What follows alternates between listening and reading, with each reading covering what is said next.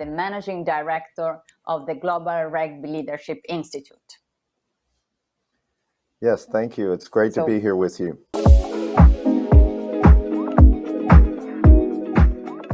I started writing about rugby when I was working on my PhD, and we really focused on the protest against apartheid and playing rugby with South Africa.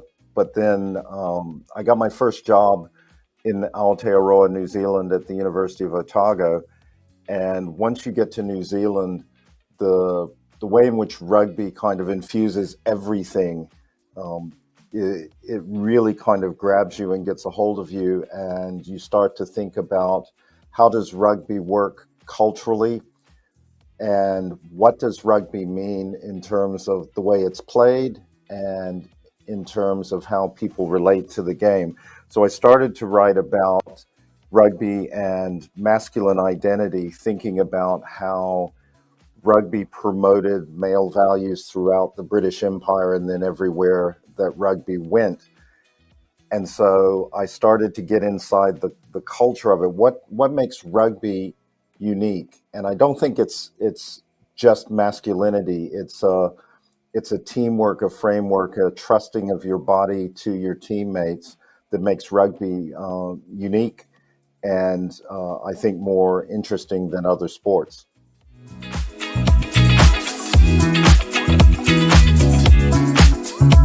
The haka is the essence of New Zealand rugby culture in many respects. When the player starts shouting out at the beginning, he says, "Listen up, listen up." He's calling the ancestors and the respect that the players have for the jersey itself, where they think about everybody who's ever worn that jersey and what it means. And it's a very important part of Māori culture to connect with the ancestors and to a sense of community.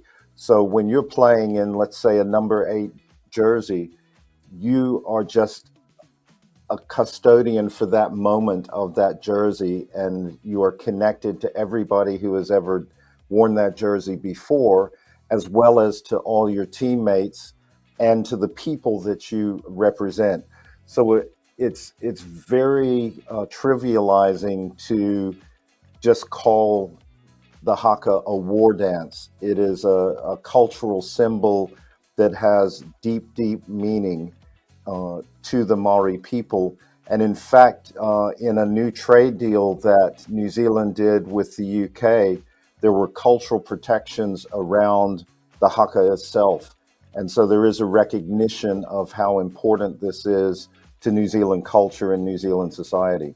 I think New Zealand and the culture there, while it hasn't been perfect, has been better than most white-dominated societies at recognizing the native peoples, the first peoples of the land, which is why Aotearoa has come to be a kind of equal designation of the country. Aotearoa is the Maori word for New Zealand, means land of the long white cloud. And if you've been to New Zealand, you kind of get that sense in the weather. When we started meetings, even back in the 1990s, every meeting we went to started with a Maori greeting and a respect for the ancestors that was inbuilt across the culture. And so I think that honoring of the society, the culture, the place is hugely important. And I've seen that take off in many respects in Canada, in Australia, and it's beginning to take hold in the United States as well, where people recognize the traditional owners or custodians of the land on which they sit. So those kinds of things are hugely important to recognize and to honor. And so, each culture brings something different, of course, to the table. And when I'm living in a particular place, I try to embrace and learn everything I can about that culture.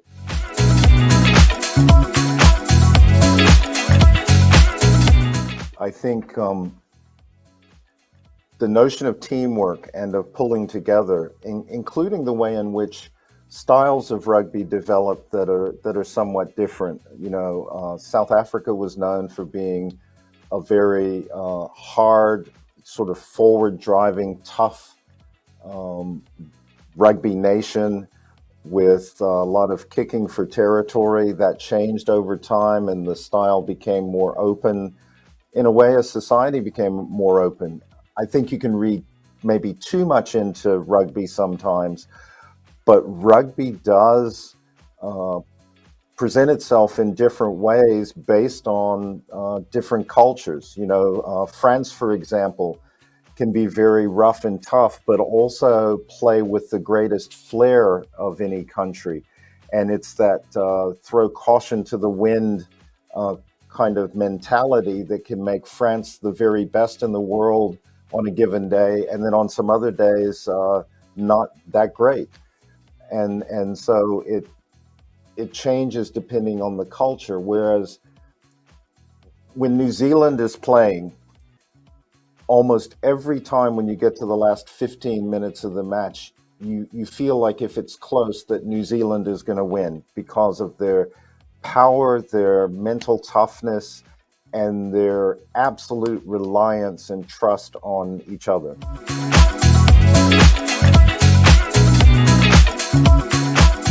Yeah, I mean, I don't think that the approaches are that different. I think that rugby is rugby. And one of the things that's most important for us to begin to break down is the notion that women's rugby is somehow different from men's rugby. Rugby is rugby. And I think that what women have had to overcome are a lot of very harsh stereotypes in the media. When women first started playing rugby in Australia and New Zealand in reasonable numbers in the 1990s, the media coverage was horrendous. And, it was either sort of big, brutish women or an attempt to kind of sexualize or make attractive certain players so that people would watch. Now I think that people watch for the physicality. People respect the Black Ferns and the Red Roses and the women's teams that are becoming more and more professionalized, and understanding that good rugby is good rugby, whether that's male or female. If anybody has pulled up a video online of Salika Winiata's tries, for example, she is absolutely amazing at the way in which she plays rugby, the way in which she hits lines, gets the ball at full stride, and heads for the try line. So she would be great whether she was male or female. And I think that is something that is changing in rugby, and something that's very valuable. I think that women can identify with rugby every bit as much as men, and the culture of belongingness, teamwork, and sharing is not unique to women or men, but is certainly not exclusive either.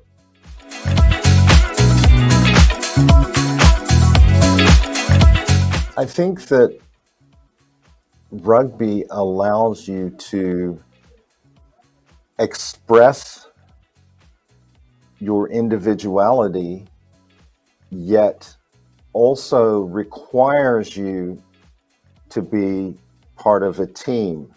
So you can express freedom of movement, but it must be done within a context of a wider connection to your teammates. So you can lead and take an individual approach to what you do, but it has to operate within the framework of a team in order to achieve success.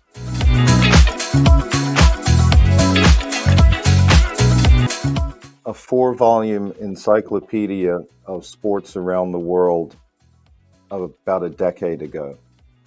And you see that there are 2 names on the cover.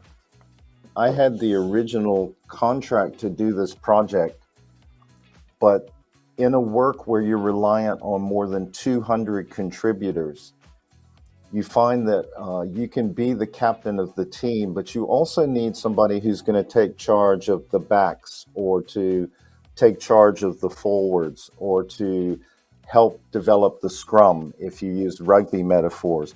And so I needed somebody to help me guide the project. Then I needed regional leaders to help guide teams.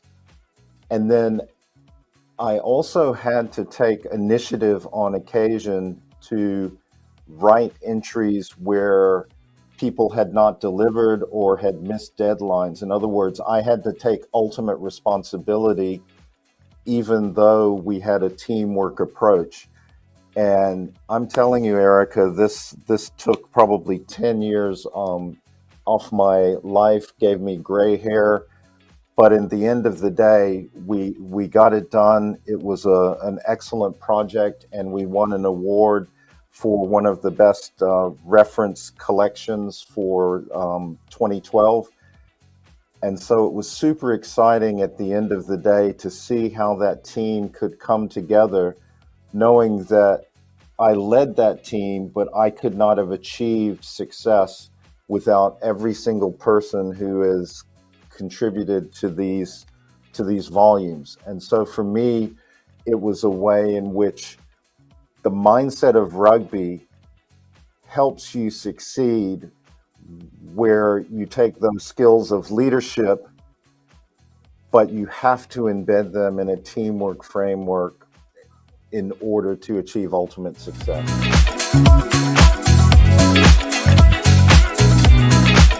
I love the poem Invictus, and if you've watched that movie, you see how important it was to Nelson Mandela to say that no matter what obstacles are thrown at you, that you are the captain of your fate and the master of your soul. It is ultimately up to you to not let things get you down to the point that you can't get up and move forward and move again.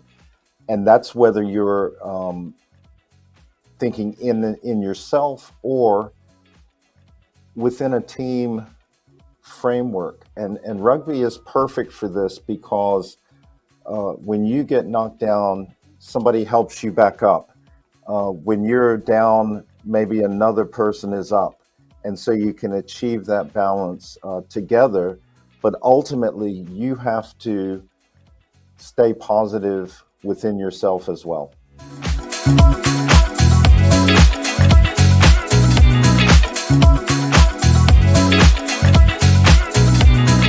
One rugby, one love.